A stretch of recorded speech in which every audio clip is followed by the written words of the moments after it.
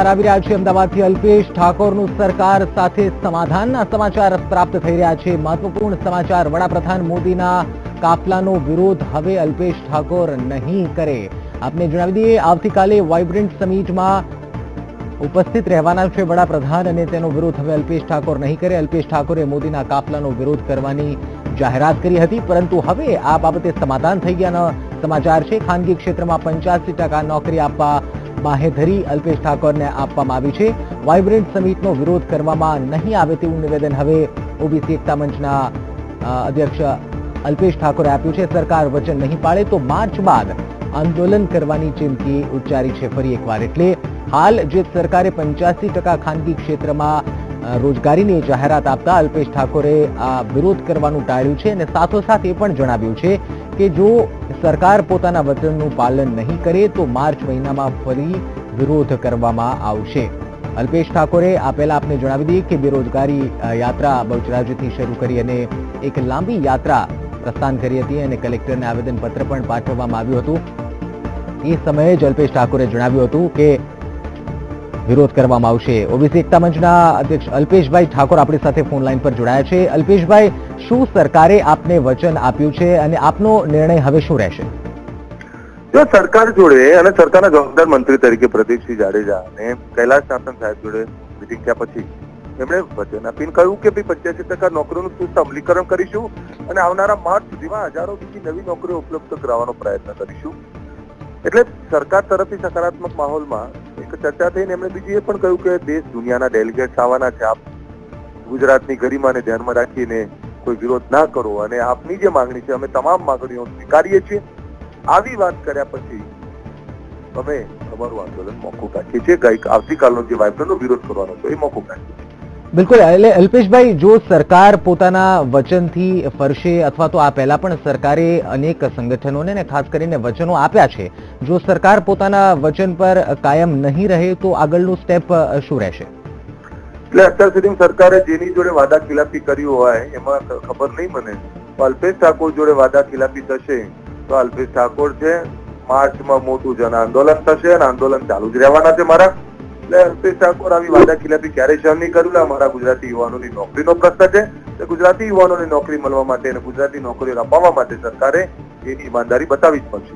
અલ્પેશભાઈ, ખાસ થોડા સમય પહેલા જ સરકારે એક પ્રેસ કોન્ફરન્સ કરી હતી અને સચિવશ્રીએ જણાવ્યું હતું કે ગુજરાત જે રોજગારી આપવા બાબતે પ્રથમ ક્રમાંકે છે, તે બાદના જે રાજ્યો છે તેમના નામ પણ લીધા હતા, પરંતુ ગુજરાત પ્રથમ ક્રમાંકે છેલ્લા 2013-14 થી રહ્યું છે। આ બાબતે આપનું શું મંતવ્ય છે? ગુજરાત કદાચ ચલો માની લો પ્રથમ ક્રમે નોકરી આપવામાં રહ્યું છે એવું કહે છે, જેનાથી હું સમજ નથી, પણ બીજું બાજુનું રાજ્ય 2 નોકરી આપે છે તમે 3 આપો છો, એના પ્રથમ ક્રમાંક કહેતા હોય તે વાતની સમજ નથી। મારી બહુ સ્પષ્ટ વાત છે, તમામ યુવાનોને નોકરી મળવી જોઈએ, એને ક્રમાંક આપો તો સારું, બાકી 5 નોકરીઓ આપીને સંતોષ માની લે સરકાર, એ સરકારની કાર્યશૈલી ના હોવી જોઈએ। સરકારે તમામ બેરોજગાર યુવાનોને નોકરી આપવાની જવાબદારી સરકારની છે, એટલે સરકાર આવી જવાબદારી ઈમાનદારીથી નિભાવશે એવું વચન આપ્યું છે। નથી નિભાવતા તો માર્ચ સુધીની ડેડલાઈન આપી છે। અલ્પેશભાઈ, એક ખાસ વાત એ પણ આપની પ્રતિક્રિયા લેવી જરૂરી એટલા માટે બને છે, વાઇબ્રન્ટ સમિટ શરૂ થવા જઈ રહી છે। વાઇબ્રન્ટ સમિટમાં ખાસ એક ગિફ્ટ સિટી અને એક ઇન્ટરનેશનલ સ્ટોક એક્સચેન્જનું પણ ઉદઘાટન આવતીકાલે થવા જઈ રહ્યું છે। આ સ્ટોક એક્સચેન્જને લઈને સરકારનો દાવો છે કે લાખોની સંખ્યામાં રોજગારી આપવામાં આવશે, તો ખાસ ઘણા સમયથી 9મું વાઇબ્રન્ટ સમિટ છે, આપને લાગે છે કે વાઇબ્રન્ટ સમિટમાં ખાસ ગુજરાતીઓ માટે એક રોજગારીની તક ઊભી થાય છે, એટલા માટે વાઇબ્રન્ટને સક્સેસફુલ કહી શકાય ખરી આપના મતથી? આપને કહી દઉં, વાઇબ્રન્ટ થી નોકરીઓ કેટલી મળી છે એનો આંકડો સરકાર જોડે પણ નથી અને કોઈ આપી શકે એમ નથી। એટલે નોકરીઓ કેટલી આપી એ તો એ બહુ મોટો ઇસ્યુ છે। એ સ્વાભાવિક ઇસ્યુ છે કે સ્થાનિક યુવાનોને નોકરીઓ નથી મળતી, એ ફેક્ટરીઓ કે એ કંપનીઓની અંદર બહારના યુવાનોને લઈને નોકરી આપવામાં આવે છે, એટલે તો અમારે આ આંદોલન કરવું પડે। નોકરી નથી મળતી એ વાસ્તવિકતા છે, સરકારે સ્વીકારવું પડશે। અને વાઇબ્રન્ટ સમિતિ સરકારે 1,39,39,000 નોકરીઓ આપવાનો વાદો કરેલો, ત્યારે 2,38,000 લોકોને જ નોકરી મળી છે, એટલે એનું 1% પણ અમલીકરણ નથી, એ સ્વાભાવિક વસ્તુ છે। એટલે સરકાર આ વખતે સરકારે વચન આપ્યું છે, સરકાર વચન નહીં પાડે તો પછી આવનારા સમયમાં સરકારની સામે આંદોલન કરતા બે નહીં જ કહીએ। અમારી સ્પષ્ટ વાત છે, અમારી કટિબદ્ધતા એટલી જ છે કે તમે નોકરીઓ આપો, નોકરી નથી આપતા તો અમારું આંદોલન ચાલુ। બિલકુલ અલ્પેશભાઈ, ધન્યવાદ વીટીવી જોડે વાત કરવા। અલ્પેશ ઠાકોર જેમણે જણાવ્યું કે હું એ વ્યક્તિઓમાંથી અથવા તો અલ્પેશ ઠાકોર જો સરકાર પોતાનો વાયદો નહીં નિભાવે તો એ અલ્પેશ ઠાકોર સહન નહીં કરે અને માર્ચ મહિનામાં એક જન આંદોલન, એક મોટું જન આંદોલન થશે તેવી પણ ચીમકી ઉચ્ચારી છે. સાથોસાથ અલ્પેશ ઠાકોરે વાઇબ્રન્ટને લઈને પણ પ્રતિક્રિયા આપતા જણાવ્યું છે કે અત્યાર સુધી સરકાર પાસે પણ આંકડો નથી કે વાઇબ્રન્ટને થકી કેટલી રોજગારીની તકો ઊભી કરાય છે અથવા કેટલી રોજગારી અપાય છે.